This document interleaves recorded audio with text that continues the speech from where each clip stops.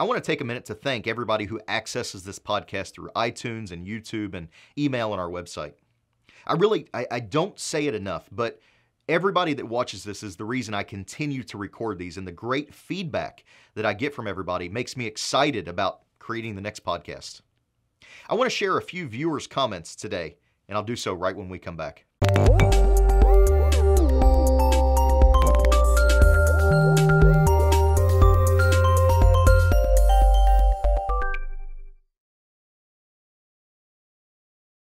Colin, receiver here, and I really hope you enjoyed last week's series on defining and reaching success as a dentist. I hope you found it valuable and there's stuff you'll implement soon, today, to better your practice. This weekend, I want to talk about the responses from a podcast I did a few months ago. Today, I want to look through a very thoughtful email I got from a Dr. Ganz from New Jersey. And some of you can relate to his sentiment. He was responding to a podcast in which a viewer responded to another podcast where I encourage dentists to stop discounting fees because it devalues what you do. I encourage dentists to push the value of their service over the price in the original podcast, and respondents agreed in the follow-up. Here's what Dr. Ganz had to say. Quote, "I think it's very easy to talk about value when you're not faced with extreme competition in a down market. On the East Coast, in particular on Long Island, every time a patient calls, and I mean every patient, first asks if you accept their insurance. You answer no, and all you hear is the click on the end of the phone.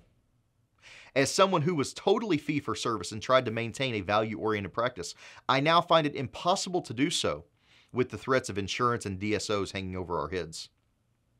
The comments I read in your last email were great 10 years ago, or in communities where dentist is still one of the few choices for dental care.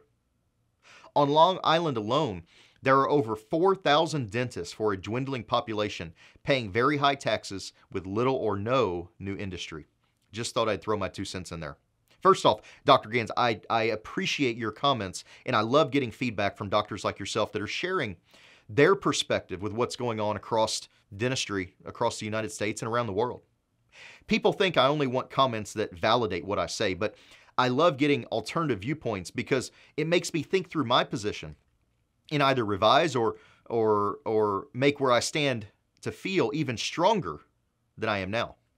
Now, setting aside whether Dr. Ganz' staff correctly handles the insurance question, which is to never immediately give a yes or no answer, let's just specifically address the topic at hand of whether value still trumps price. Now, here's my response. We will work with a $2.7 and a $3.9 million practice on Long Island that are growing steadily. And while they do accept insurance, as you both do, both practices still have a large fee-for-service portion. When you set yourself up as the expert, your fees don't matter.